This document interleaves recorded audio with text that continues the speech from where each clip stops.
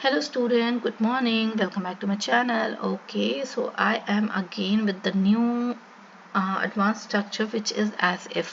तो as if का use हम कब करते हैं ये मैं आज आपको इस वीडियो में बताऊंगी और इसके साथ ही मैं एक दो और एडवांस स्ट्रक्चर आपको बताऊंगी. ओके सो अगर आपको मेरी वीडियो पसंद आती है तो इसे लाइक करें, शेयर करें एंड सब्सक्राइब कर दें चैनल को अगर अभी तक आपने नहीं किया है तो. Okay so without further delay let's get started. As if का मतलब होता है जैसा कि या मानो. Okay the phrase as if is used to introduce a comparison और अ हाइपोथेटिकल सिचुएशन. ओके हम कहते हैं ना मान लो कि ऐसा हो जाए, सो वो मानना तो हाइपोथेटिकल सिचुएशन हो गया, often implying something that isn't true. True तो होती नहीं है, hasn't happened but appear to be in the case. Okay, it can also be used to describe an action that seems to have a particular quality. वैसे action को भी describe करने के लिए as if का use करते हैं जिसमें आप किसी quality को आप particular quality को describe कर रहे हो. Okay, चलिए बनाते हैं सेंटेंस. सब्जेक्ट आपको लिखना है वर्ब यानी कि जो सेंटेंस होगी वो, फिर उसके बाद एज इफ आएगा, फिर इमेजिन करना है जो भी आपको इमेजिन करना है या कंपेयर करना है जो सिचुएशन को. ओके सेंटेंस से क्लियर हो जाएगा आपको. बट जैसे कि मुझे देख नहीं सकता था, लाइक ही वॉज प्रिटेंडिंग कि मुझे देख ही नहीं सकता. Okay he acted as if he couldn't see me, like he pretended as if he couldn't see me. उसने जैसे कि मुझे कुछ हुआ है, क्या है, उसने जैसे कि उसे कुछ हुआ, कुछ नहीं हुआ हो. ओके अच्छा उसने ऐसा बिहेव किया जैसे उसे कुछ नहीं हुआ. Sorry for that. She behaved as if nothing had happened to her. Okay next जो हमारा सेंटेंस है वो जैसे कि मेरी मदद नहीं करना चाहता. ओके वह sorry he looks as if he doesn't want to help me. उसने ऐसे बोला, ये सॉरी यहाँ पे हिंदी के कुछ सेंटेंसेस गलत लिखे हो, I am sorry for that. Okay उसने ऐसे बोला जैसे कि उससे कोई परवाह नहीं थी. Okay he spoke as if he didn't care at all. मुझे ऐसा लगता है जैसे कि वो सच बोल रहा हो. Okay it seems as if he is telling the truth. Okay तो हमारा नेक्स्ट जो सेंटेंस है, नेक्स्ट सॉरी सेंटेंस कह रही हूँ, नेक्स्ट जो स्ट्रक्चर है वो है henceforth. Okay henceforth को हम कब यूज करते हैं? ये सारे एडवांस स्ट्रक्चर हैं जो बहुत ही रेयर, मतलब मैंने देखा है कि लोग यूज़ नहीं उतना करते हैं, लेकिन जो लाइक जो प्रोफेशनल्स होते हैं ना वो बहुत अच्छी तरीके से इसे यूज़ करते हैं. ओके अब से इसका मतलब होता है अब से.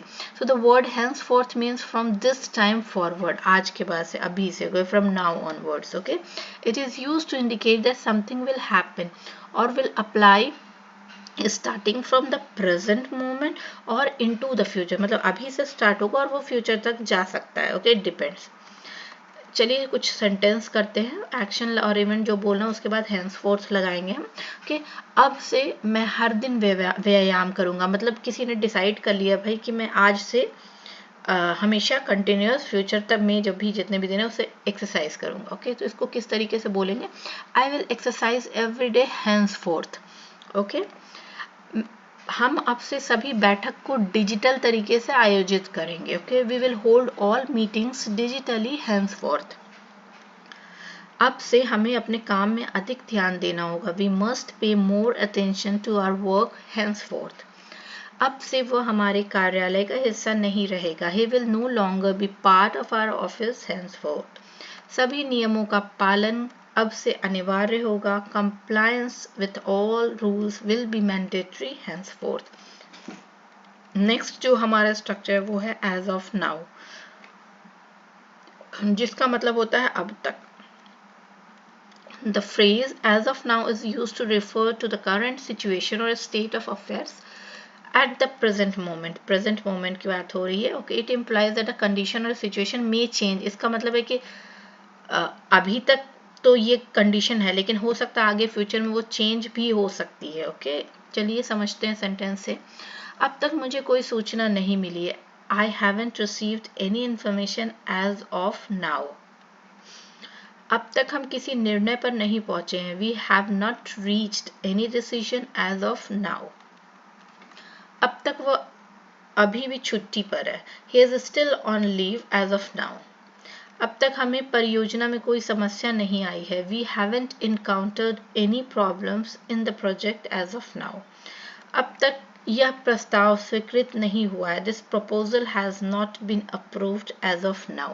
So video is going to like getting longer.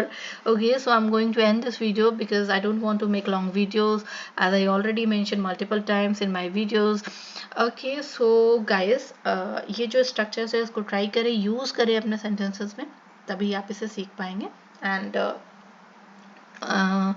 okay, if you guys like this video, like it, share it and subscribe it. And till then, bye bye, take care.